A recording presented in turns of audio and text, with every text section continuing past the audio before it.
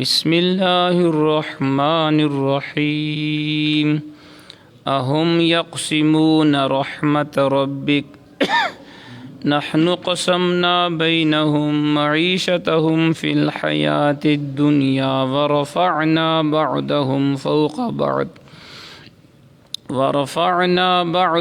فوق بعض درجات لیتخذ بعضهم بعضا سخریا ورحمت ربک خیر مما یجمعون ولولا ان يكون الناس امة واحدة لجعلنا لمن يكفر بالرحمن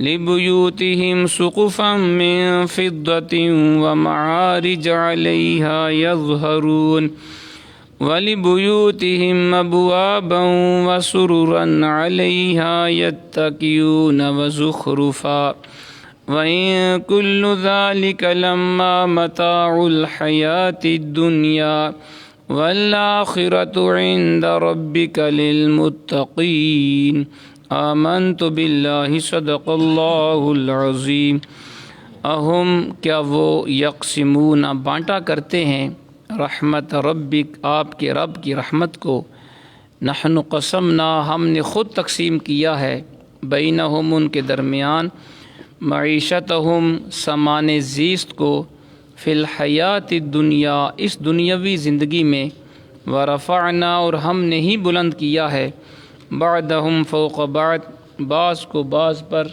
درجات مراتب میں لیتخذ بعضهم بعضا سخریا تاکہ وہ ایک دوسرے سے کام لے سکیں ورحمت ربک اور آپ کے رب کی رحمت خاص خیر بہت بہتر ہے مما یجمعون اس سے جو وہ جمع کرتے ہیں ولولا اور اگر یہ خیال نہ ہوتا ان یکون الناس امۃ واحدہ کہ سب لوگ ایک امت بن جائیں گے لجعلنا تو ہم بنا دیتے لمن یکفر ان کے لیے جو انکار کرتے ہیں بالرحمن رحمان کا لبیوتہم ان کے مکانوں کے لیے سقفاً چھتیں من فضہ چاندی کی ومعارج اور سیڑھیاں علیہا جن پر یظہرون وہ چڑھتے ہیں یعنی وہ بھی چاندی کی ہوتی ولبیوتہم ابواباً اور ان کے گھروں کے دروازے بھی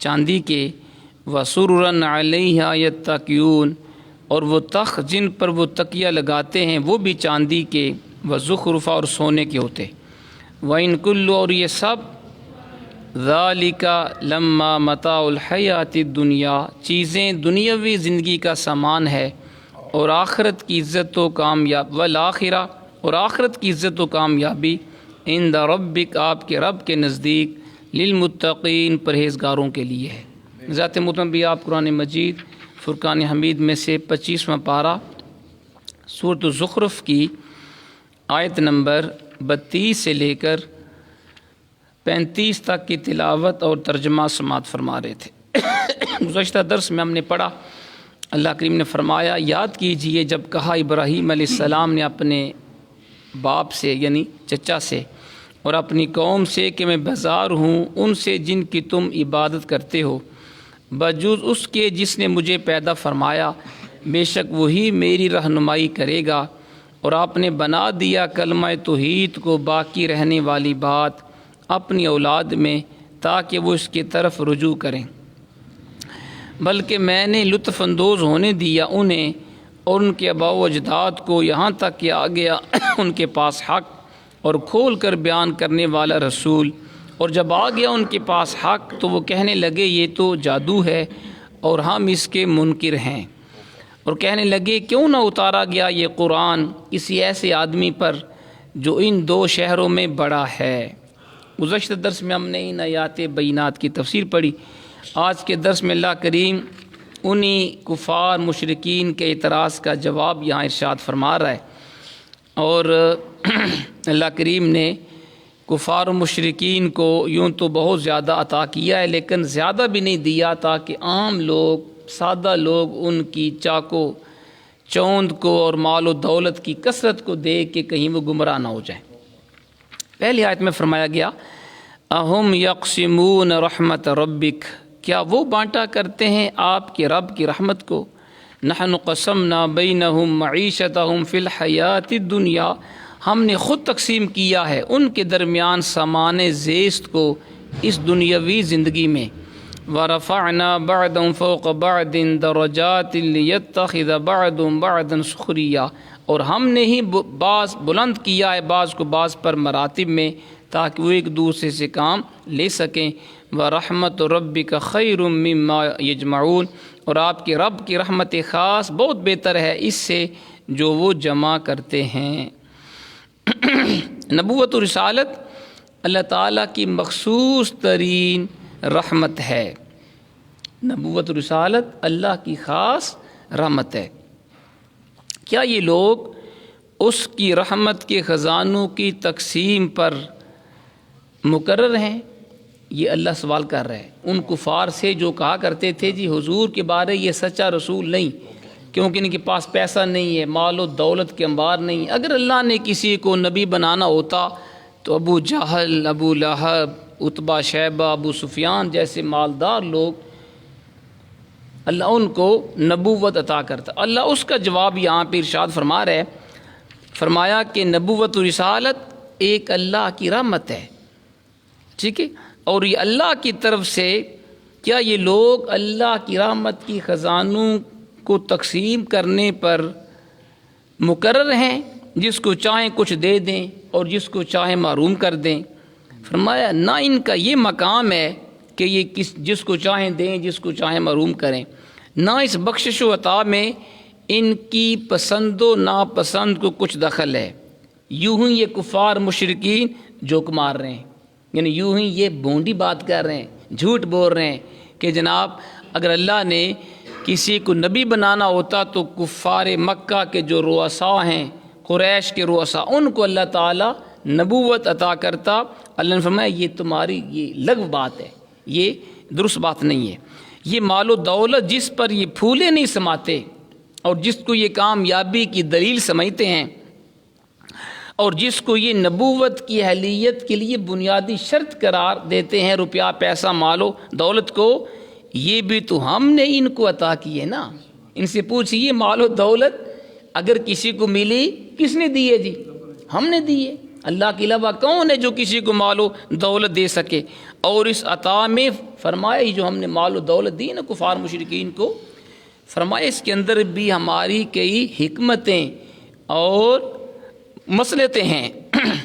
کسی کو غنی کر دیا ہم نے، کسی کو فقیر، کسی کو جسمانی صحت و توانائی بخش دی اور کسی کو فنی مہارت اور کسی ہنر میں کمال عطا فرمایا، کسی کو اقلیم میں ادب و سخن کا سلطان بنا دیا۔ بڑے بڑے شعراء، بلغاء، خطباء ہیں، بڑے بڑے اچھے خطاب کرنے والے ہیں، لیکچر دینے والے ہیں۔ کسی کو ریاضی اور سائنس کے دقیق اور پیچیدہ مسائل کو حل کرنے کی قابلیت ہم نے بخش دی ہے۔ بڑے بڑے سائنٹسٹ ہیں، ڈاکٹر عبد القدیر جیسے، سمر مبارک جیسے بڑے بڑے قابل ترین۔ کسی کو دولت دی ہم نے اور کسی کو کاروباری اور انتظامی صلاحیتوں سے مالا مال کر دیا۔ کیوں کیا ایسے؟ یہ جو ہم نے مختلف بندوں کو مختلف خوبیوں سے نوازا، کیوں؟ تاکہ ملت کی ساری ضرورتیں پوری ہوتی رہیں۔ سبحان اللہ۔ ملت اور امت کی، قوم کی ساری ضرورتیں پوری ہوتی رہیں۔ اگر سب سائنسدان ہی ہوتے، اب ذرا سنیے، اگر اللہ تعالیٰ مختلف بندوں کو مختلف قابلیتیں اور صلاحیتیں عطا نہ فرماتا، اگر سب کو اللہ ایک ہی صلاحیت دے دیتا تو کائنات کا نظام درم برم ہو جاتا۔ فرمایا اگر سب سائنسدان ہی ہوتے تو تجربہ گاہوں میں تو رونق رہتی، لیکن حل کون چلاتا؟ زمین میں فصل کون بوتا؟ کاشتکاری کون کرتا؟ یہ سبزیاں پھل میوجات کون اگاتا؟ اور کارخانوں میں کام کون کرتا؟ اگر ساری سائنسدان ہوتے تو فیکٹریز کے اندر، کارخانوں میں جو مختلف اشیاء بنتی ہیں وہ کون بناتا؟ اگر سب لوگ انتظامی صلاحیت کے مالک ہوتے تو انتظام کس کا کرتے؟ اگر سارے ہی انتظامیہ ہوتے، ایگزیکٹو ہوتے تو انتظام کس کا کرتے؟ اگر سارے ہی لوگ شاعر ہوتے، خواب و ترقی پسند شاعر ہی ہوتے تو ساری دنیا مجلس مشاعرہ تو بن جاتی، لیکن پھر کھانے پینے کے لیے من و سلوہ کا انتظار کرنا پڑتا کہ بنی اسرائیل کی طرح ہمارے اوپر پکا پکایا کھانا آئے، کیونکہ سب لوگ شعراء ہیں تو پھر کھانے پکانے کا بندوبست کون کرتا؟ اس لیے اللہ تعالیٰ نے اپنی حکمت کاملہ سے بعض لوگوں کو بعض امور میں فضیلت دی اور بعض کو دوسرے کاموں میں فوقیت بخشی، تاکہ سب ایک دوسرے سے کام لے کر اس بزم ہستی کی رونق کا باعث بنے۔ یقین کریں جی، میں نے کئی دفعہ میں اس پر سوچتا ہوں کہ یار دیکھیں، رب کریم نے کائنات کا نظام خوبصورتی سے چلانے کے اللہ نے ہر بندے کو مختلف صلاحیت دی ہے۔ ایک پی این سے لے کر سیکورٹی گارڈ سے لے کر اور یہ خاک روپ صفائی والے، آپ اسی کو دیکھیں نا، اگر یہ صفائی والے نہ ہوں تو کیا جناب ہماری حالت کیا ہوتی؟ ابھی صفائی والے ہیں، ہم لوگ پھر بھی صفائی پسند نہیں ہے جناب، جہاں چاہا وہاں پہ کوڑا کرکٹ پھینک دیا، ڈسٹ بن کے اندر بھی ہم پھینکنے کو تیار نہیں ہیں۔ اگر یہ صفائی والے نہ ہوتے پھر ٹھیک ہے نا۔ اس لیے اگر یہ آپ یوں کہیں کہ اللہ نے مختلف بندوں کو مختلف ڈیوٹیاں ان کے ذمے لگا دی ہیں، اور پھر دیکھیں ہر بندہ کسی نہ کسی فیلڈ میں، کسی نہ کسی کام میں دوسرے کا محتاج ہوتا ہے۔ کیوں جی؟ ہر بندے کو اللہ نے دوسرے کا ظاہری طور پہ ضرورت مند بنا دی ہے۔ اب ہم بدن کو ڈھانپنے کے لیے کپڑوں کی ہمیں ضرورت ہوتی ہے، اگر یہ کپڑے بنانے والے نہ ہوتے، درزی نہ ہوتے، اور کپڑے بیچنے والے بزاز نہ ہوتے تو ہم کیسے ہم اپنے بدن کو ڈھانپتے؟ کیوں جی؟ امامہ شریف، ٹوپیاں اتنی خوبصورت ہم پہنتے ہیں، اس کو بھی تو کوئی بنانے والا ہے نا جناب۔ قلیم جس کے اوپر آپ بیٹھے ہیں اس کو بھی کوئی بنانے والا ہے۔ مسجد اتنی خوبصورت جس نے بنائی وہ بھی کوئی اللہ کا بندہ ہے۔ پھر اس کے اندر جو سامان استعمال ہوا وہ بھی کسی فیکٹری اور کارخانے میں بنایا گیا ہے۔ کائنات کی جس شے کو بھی آپ دیکھیں گے تو اللہ کی شان و عظمت کا اظہار آپ کو کرنا پڑے گا کہ اللہ نے کائنات کا نظم و ضبط اور اس کو کامیابی سے چلانے کے لیے رب نے ہر بندے کی مختلف ڈیوٹیاں لگا دیں تاکہ کائنات کا نظام ڈسپلن کے ساتھ، نظم و ضبط کے ساتھ کامیابی سے چلتا رہے۔ یہ اس کی شان ہے۔ تو اللہ نے یہاں پہ اسی بات کو ذکر کیا ہے، فرمایا کیا وہ بانٹا کرتے ہیں آپ کے رب کی رحمت کو؟ ہم نے خود تقسیم کیا ان کے درمیان سامان زیست کو، دنیاوی ساز و سامان کو اس دنیاوی زندگی میں۔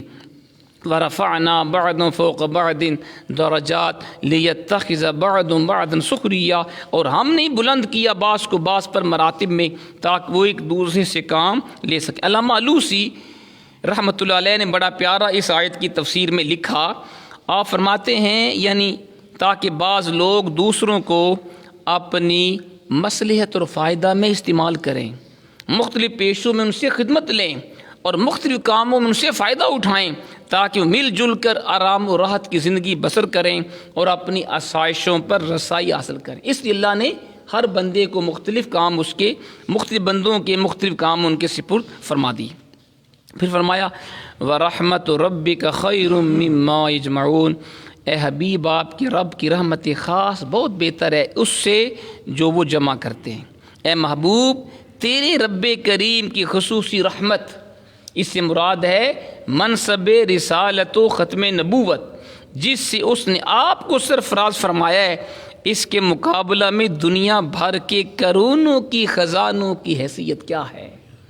یہ کفار مکہ جو آپ کو اس لیے آپ کو یہ حقیر سمجھتے ہیں کہ آپ کے پاس مال و دولت نہیں، ان عقل کے اندروں کو خبر ہی کیا؟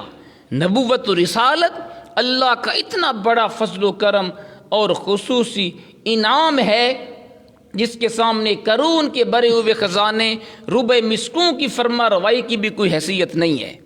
اور پھر یہاں پہ ورحمت ربک کے کلمات بڑے خاص توجہ طلب ہیں، ان میں کتنا پیارا لطف ہے۔ فرمایا رب تو اللہ سارے جہانوں کا ہے، الحمدللہ رب العالمین اس کی شان ہے، وہ عالمین کا رب ہے، لیکن یہاں فرمایا ورحمت ربک، اے حبیب تیرے رب کی رحمت۔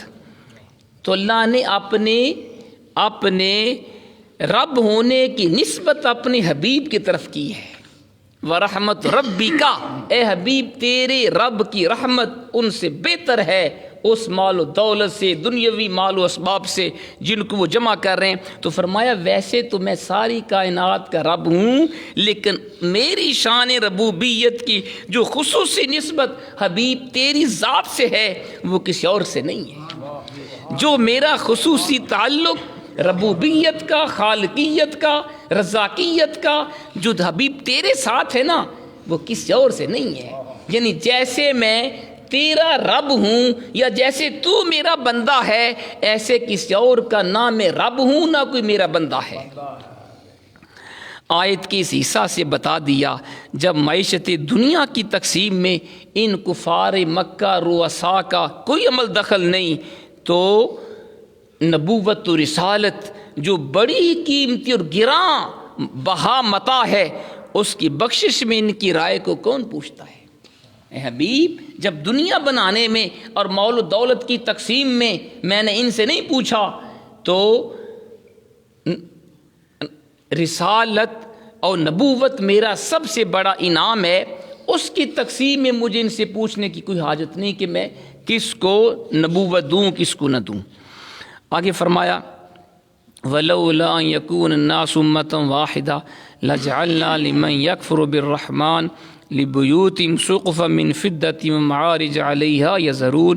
اگر یہ خیال نہ ہوتا کہ سب لوگ ایک امت بن جائیں گے تو ہم بنا دیتے ان کے لیے جو انکار کرتے رحمان کا، ان کے مکانوں کے لیے چھتیں چاندی کی اور سیڑھیاں جن پر وہ چڑھتے ہیں وہ بھی چاندی کی، وَلِبُيُوتِهِمْ أَبْوَابًا وَسُرُرًا عَلَيْهَا يَتَّكِئُونَ وَزُخْرُفًا، ان کے گھروں کے دروازے بھی چاندی کے اور وہ تخت جن پر وہ تکیہ لگاتے ہیں وہ بھی چاندی اور سونے کے ہوتے۔ اب ذرا جی اس آیت کو آپ نے غور سے سننا ہے۔ فرمایا ارشاد ہے اگر یہ خیال نہ ہوتا، اگر یہ اللہ کو یہ خیال نہ ہوتا کہ سارے لوگ گمراہ ہو جائیں گے تو ہم کفار کو اتنی دولت دیتے، ان کے یہاں سونے چاندی کی اتنی کثرت ہوتی کہ ان کے بنگلوں کی چھتیں چاندی کی بنی ہوتی۔ اگر اللہ کو یہ خیال نہ ہوتا کہ کہیں ان کی چاکو چوند کو دیکھ کر عام لوگ گمراہ نہ ہو جائیں، تو اللہ کفار کو اتنا مال و دولت دیتا کہ ان کے جناب محل کی چھتیں بھی چاندی کی ہوتی، ان کے زینے یعنی ان کے مکانات کی سیڑھیاں، ان کے مکانوں کے دروازے اور پلنگ بھی چاندی کے بنے ہوتے، اور زیب و آرائش کا یہ عالم ہوتا کہ ان کی چمک دھمک اور حسن و جمال دیکھ کر آنکھیں خیرہ ہو جاتی۔ یہ ناپسندیدہ چیز ہم صرف ناپسندیدہ لوگوں کو ہی دیتے۔ اس کے اوپر آپ غور کریں، یہ دنیا ناپسندیدہ ہے، یہ ناپسندیدہ چیز ہم ناپسندیدہ لوگوں کو ہی دیتے، لیکن حبیب ایسا نہیں کیا گیا۔ ہم نے کفار کو اتنا زیادہ بھی نہیں دیا کہ ان کے مکانات کی چھتیں، ان کے پلنگ، ان کے بیڈ رومز اور ان کے واش روم یہ سب سونے چاندی کے ہوتے۔ ہم نے ایسا نہیں کیا۔ کیوں نہیں کیا؟ کہیں کم فہم لوگ، کم عقل لوگ، بے وقوف لوگ، دنیا دار لوگ کفار کی سج دج کو دیکھ کر ان کو ہدایت یافتہ نہ سمجھنے لگیں۔ کہیں یہ نہ کہیں جی اگر یہ حق پہ نہ ہوتے اتنی شان و شوکت سے زندگی کیسے گزارتے، تو اس کا مطلب ہے، اور یہی کفار بھی کہا کرتے تھے، پیچھے مختلف جگہوں پہ قرآن نے بیان کیا ہے، کفار بھی یہی کہا کرتے، دیکھیں جی اللہ نے جیسے ہمیں دنیا میں عزت دی ہے، مال و دولت دی ہے، عہدہ دیا، شان و شوکت دی، جنت میں بھی اللہ ہمیں اسی طرح دے گا۔ یہی تو کفار بھی کہا کرتے تھے۔ اللہ نے فرمایا اگر ہم دنیا میں ان کو زیادہ دیتے، سونے چاندی کے مکانات کی چھتیں اور سیڑھیاں اور سب ہوتے، تو تو ہمیں ڈر تھا کہیں کم فہم لوگ ان کو حق پہ نہ سمجھنے لگیں اور سارے لوگ ان کی راہ کو اختیار نہ کر لیں ہماری طرح کے دنیا دار. ٹھیک ہے جی. تو فرمایا یہ سب کچھ محض چند روزہ دنیا میں کام آنے والا سامان ہے. اس آیت میں دنیا کی ساز و سامان کی بے مائگی اور تحقیر کو بیان کر کے تقوی و پارسائی کو اپنا شعار بنانے کی رغبت رب نے دلائی ہے جی. کیسے؟ فرمایا وَإِن كُلُّ ذَلِكَ لَمَّا مَتَاعُ الْحَيَاةِ الدُّنْيَا، اور یہ سب سنہری پہلی چیزیں دنیاوی زندگی کا سامان ہے. وَالْآخِرَةُ عِندَ رَبِّكَ لِلْمُتَّقِينَ، اور آخرت کی عزت و کامیابی آپ کے رب کے نزدیک پرہیزگاروں کے لیے. تو فرمایا کہ یہ دنیا کا ساز و سامان مال و متاع عارضی ہے، اس کی کوئی حیثیت نہیں. تو اللہ نے اس آیت کے ذریعے اپنے بندوں کو تقوی اور نیک اعمال اختیار کرنے کا شوق دلایا. سنیے جی بڑی بڑی پیاری حدیث پاک، اللہ کی پیارے حبیب کا بڑا پیارا فرمان علی شان کی بلا پیر صاحب نے ضیاء القرآن شریف میں لکھا ہے. حضرت سہل بن سعد اس حدیث کے راوی ہیں. قال رسول اللہ صلی اللہ علیہ وسلم لو كانت الدنيا تعدل عند الله جناح بعودة ما سقى منها کافرا شربة ماء او كما قال. یہ حدیث سنن ترمذی اور ابن ماجہ میں ہے. اللہ کے پیارے حبیب نے ارشاد فرمایا کہ اگر اس دنیا کی قدر و منزلت، یہ حدیث قابل غور ہے جی، یہ دنیا داروں کو بھی پڑھنی چاہیے، مالداروں کو بھی اور ہم جیسے غریبوں کو بھی. حضور نے فرمایا کہ اگر دنیا کی قدر و منزلت اللہ تعالیٰ کے نزدیک ایک مچھر کے پر کے برابر بھی ہوتی، پوری دنیا جو کچھ اس میں مال و دولت، سونا چاندی، سب دنیاوی آرام و آسائش کی ساری چیزیں، اگر ان کی قدر و قیمت، پوری دنیا کی بات ہو رہی ہے، رب کے نزدیک مچھر کے پر کے برابر بھی ہوتی تو کسی کافر کو ایک گھونٹ بھی پانی کا نصیب نہ ہوتا. یہ حضور کا ارشاد گرامی ہے. لیکن ہم دیکھتے ہیں کہ کافروں کو رب نے بہت زیادہ دیا ہوا ہے. امریکہ، یورپ اور ہالینڈ اور ڈنمارک اور انڈیا اور جناب یہ انگلینڈ اور یہ روس، آپ دیکھیں سونے چاندی کے انبار ہیں.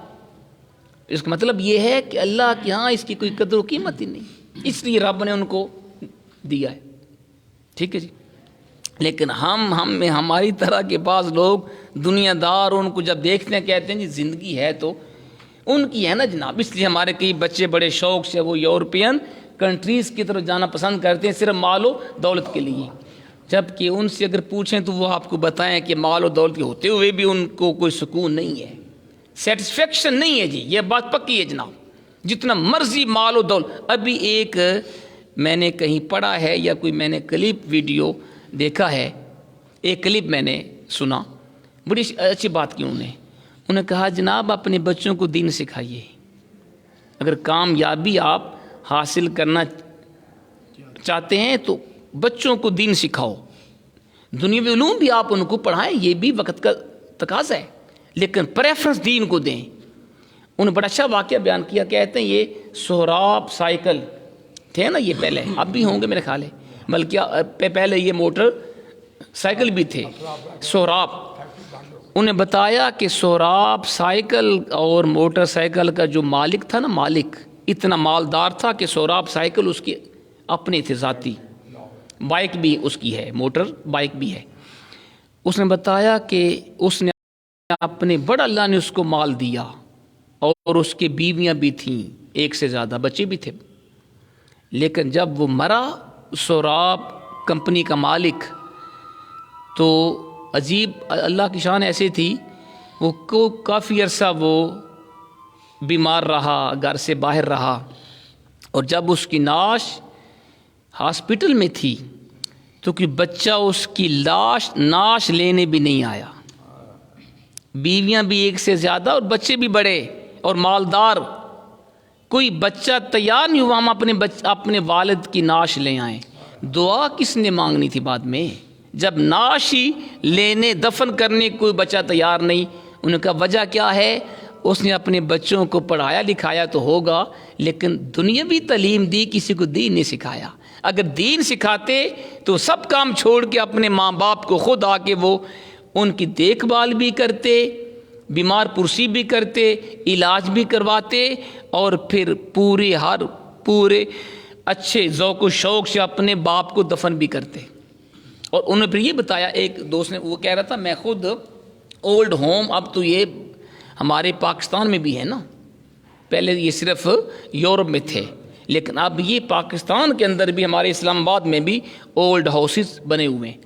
اس نے کہا میں خود ایک دفعہ اولڈ ہوم میں گیا اور میں نے سروے کیا تو مجھے پتہ چلا کہ جتنے یہاں پہ بوڑھے والدین کو اولڈ ہوم کے اندر جنہوں نے چھوڑا ہے وہ سب تعلیم یافتہ ہیں، کوئی جاہل نہیں ان میں، ہائی کوالیفائڈ پرسنز ہیں، لیکن دنیاوی تعلیم کے اندر انہوں نے master, M Phil, P H D کی ہے، ان میں کوئی عالم فاضل نہیں ہے۔ تو یہ جو بھی اپنے ماں باپ کو بڑھاپے میں بوجھ سمجھ کے اولڈ ہوم کے اندر چھوڑ کے آتے ہیں، ان میں کوئی دیندار نہیں ہوتا، وہ دنیاوی تعلیم والے پڑھے لکھے ہوتے ہیں، کوئی جاہل بھی نہیں ہوتا۔ تو اس نے کہا کیا فائدہ ایسی تعلیم کا جو ماں باپ کو بھی بوجھ سمجھنے لگے۔ تو یہ بات بڑی اچھی ہے جی، یہاں بھی قرآن نے یہی بتایا ہے کہ جو آخرت ہے نا وہ پرہیزگاروں کے لیے، اچھا انجام اللہ کے نیک بندوں کا ہوگا۔ اور پھر حضور کا ارشاد گرامی بھی آپ نے سن لیا کہ اگر دنیا کی قدر و قیمت رب کی بارگاہ میں مچھر کے پر کے برابر بھی ہوتی تو کافر کو ایک گھونٹ بھی پانی کا نہ ملتا۔ لیکن ہم دیکھتے ہیں کہ آج دنیا کفار کے پاس ہم سے کہیں زیادہ ہے، لیکن سکون میں ہم جیسے غریب ہیں، کیونکہ جس گھر میں دین ہے سکون اسی گھر میں ہے۔ آخری بات یہ، میں نے بڑا وقت لیا آپ کا، ایک مرتبہ اللہ کے پیارے حبیب علیہ الصلاۃ والسلام آپ کے گھر حضرت عمر فاروق